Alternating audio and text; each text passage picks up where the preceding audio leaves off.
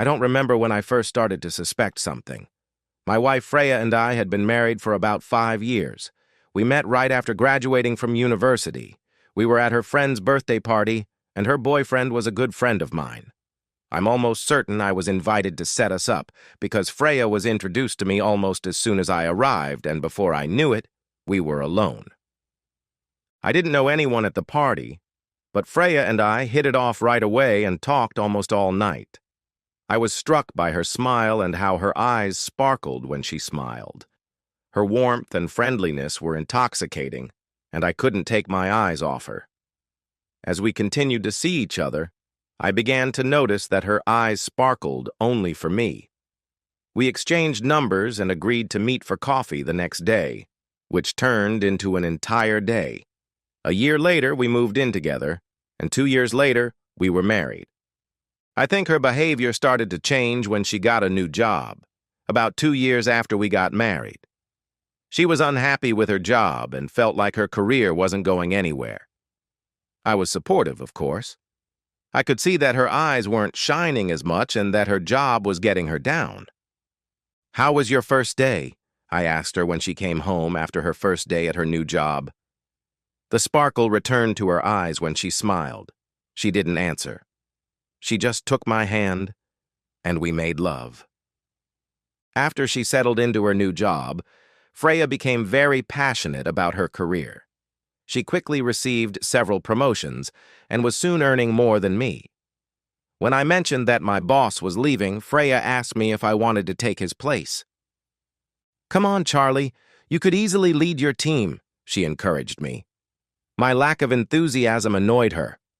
The problem was that while Freya had become a career woman, I was a man who worked to live, and any management position held no interest for me, and office politics made me deeply uncomfortable. Don't get me wrong, I earned very well, enough to finance my lifestyle and still have some left over. I was happy with my job as a systems administrator, especially since I could always earn enough to travel, and we went to different countries several times a year. I loved adventure and loved traveling with Freya. Freya also loved adventure and loved traveling with me, or so I thought. Things started to go wrong when Freya started getting calls from work and participating in conference calls while we were traveling. Then she started taking her work laptop with her on trips and insisting that we stay in hotels with Wi-Fi. "I have to take this call," she would say. "It's a very important meeting," or, "Go ahead, I have to finish. I'll meet you at lunch." We started arguing about her work. I was happy that she liked her job, but it took away time we could have spent together. And the worst part was that when she looked at me, the sparkle in her eyes disappeared. At that point, I didn't think she was having an affair, or at least if she was. It was only with her job. After her last promotion, she often had to work late, participate in conference calls with the U.S. office, and go on business trips. I know what you're thinking, but her job really did require all of that. Most of all, I was afraid she would be offered a job in New York. I knew she would accept, and that would be the end of our marriage. Yes, we were growing apart, but I still loved her, despite her long hours, business trips, and the fact that she didn't spend much time with me. I said I didn't know when I first became suspicious, but now that I think about it, I know. My company was being taken over by another, and I knew I was going to be laid off. Despite the financial uncertainty, I wasn't too worried. Freya earned enough for both of us, and I was supposed to get a decent severance package so I could help out around the house while looking for a new job. It just meant that after I was laid off, I would have to stop traveling for a while. However, because of my seniority, I was asked to help move all the servers to the new company. That meant I would have to leave home for a week. Around that time, Freya started talking about a colleague who had been sent to her office from New York. She couldn't stop praising him, enthusiastically describing how funny he was, how popular he was with women, and all the other cliches that accompany such things. "He's so ambitious," she said, twisting the knife in my heart. Yes, you know where this is going, but this story is about how Freya's life fell apart because she cheated on me, not about how she cheated. You only need to know this for context. When I came back from trips, she insisted that I call before I left, and when I came home, the sheets were always in the washing machine. I know, the warning signs were there. But even though I was starting to worry, it wasn't enough to suspect cheating. However, our intimacy, which was already on the wane, was now completely gone. Freya only kissed me on the lips. She used to talk about her American colleague all the time, but now she had stopped.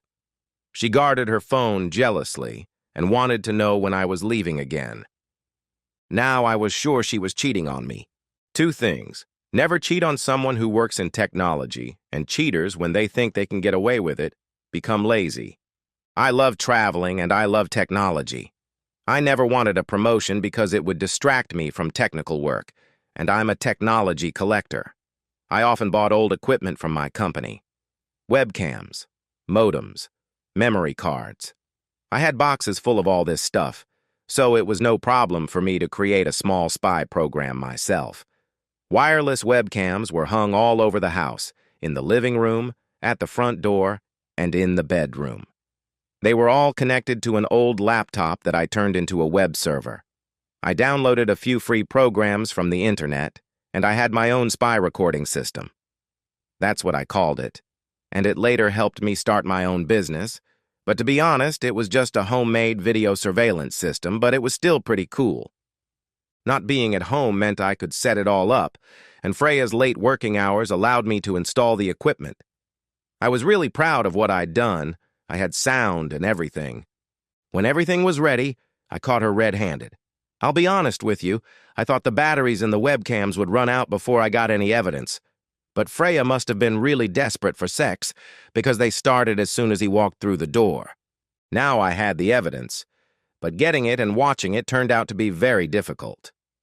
Freya started coming home earlier and looking down. She became a little more attentive, but still didn't want to make love to me. Later, she told me she had to go on a business trip to America and was very excited about it. I think she was planning to spend the week working and having sex with this guy. I wanted to make a big scene when she got back, so while she was gone, I downloaded a video editing program and created something that can only be described as porn featuring her and her lover. I watched the footage, and anger burned inside me. Freya dragged the guy into the house, pulled him toward her for a greedy kiss, then took him by the hand and led him into our bedroom. Kyle, that was his name. I was glad to know his name. I don't know why. I was just glad. Maybe it made him more human. Then I stopped the video, and that's when my heart broke. Freya lifted his head and I saw it. Her eyes sparkled as she smiled at him. A smile she had only ever given me before. I looked at Freya smiling at Kyle, at her sparkling eyes, tears streaming down my face, and I got a message from Freya. I love you. I miss you. Along with it were kisses and hearts emojis. To be honest, it caught me off guard. I think it's a great phrase, considering that Kyle was American. I decided to finish editing for the day. Then, at midnight, Freya called me. She spoke to me sincerely, repeating, "I love you and I miss you so much" many times. My emotions were running high. I finished editing within a week, sleeping in the guest room because I couldn't sleep in my own, and I was ready to show Freya the footage when she returned, and every time she called me, she told me how much she loved me. As I watched her and Kyle having fun, something struck me. Freya kept saying that she wanted to leave me and move to America. Kyle sounded very vague, but Freya didn't seem to notice. "Oh shit, he's married," I exclaimed aloud. That explained why she told me she loved me and missed me. She went to America and found out he was married. When Freya returned on Saturday, she was suddenly the Freya I knew again. We made love every day, not even the time difference stopping us. "I'm sorry I was so cold last year. I love you. I want to start a family with you," she told me with complete conviction. Doubts crept into my mind, but only until she was sent home from work due to illness. She stayed home for the rest of the week. I accepted her explanation that she was tired from traveling. When you love someone, truly love them, You can believe anything. That was the case until one morning when I saw that she wasn't feeling well and noticed the guilty look on her face when she hid it from me as I went to check on her. My blood ran cold. "Let's stay home today and watch a movie. You need to rest," I said gently. She smiled weakly at me and agreed. In the evening, I poured us some wine and made popcorn. She snuggled up to me when I sat down next to her. "What are we going to watch?" she asked excitedly. "It's a surprise," I replied. I pressed play, and the TV screen showed footage of Freya having fun with Kyle. I felt Freya freeze next to me. "Turn it off," she whispered when Kyle called Freya baby. "Turn it off," she said louder, panicking. When I didn't obey, she completely lost it. She stood up, threw her wine glass at the TV, splattering wine and glass shards everywhere, and turned to me with wild eyes. "Turn it off! Turn it off! Turn it off!" she screamed over and over again. Seeing that Freya was losing control, I did as she wanted. It was time to talk. "Why, Freya? Why did you do that?" "Because you have no ambition in life," she replied. "At least he—" "You mean Kyle," I interrupted her. When I mentioned his name, she was overcome with guilt, and her betrayal became real. "I'm sorry, Charlie. I ruined everything. I got carried away, but I'm ready to settle down and spend the rest of my life with you." Freya was now crying openly. Her betrayal and lies had come back to haunt her. "Damn it, ruined is an understatement," I shouted at her. "I love you, Charlie," she begged desperately. "You love me? You wanted to leave me for Kyle. You decided to come back to me when you found out he was married?" "How did you find out?" "It was obvious when I looked at you two. He never committed to anything, and you were too stupid to notice." "Charlie, please. I really love you," Freya insisted. "You're pregnant, aren't you?" I said blankly. She looked at me in horror. I was struck by the crushing reality. My God, you knew you were pregnant before you left for America, and when you found out he was married, you decided to sleep with me to convince me that Kyle's baby was mine. Freya fell to my feet, clutching my hand tightly and sobbing loudly. "It's your baby! It's yours! It has to be yours!" Hearing that last sentence, I angrily pulled my hand away. "It's over, Freya. I want a divorce. I'll take a paternity test when the baby is born, but I doubt it's necessary. We both know he's not mine," I said cruelly. "Forgive me," Freya cried pitifully. "What have you done, Freya? You got pregnant by a married man and you're going to raise the child alone."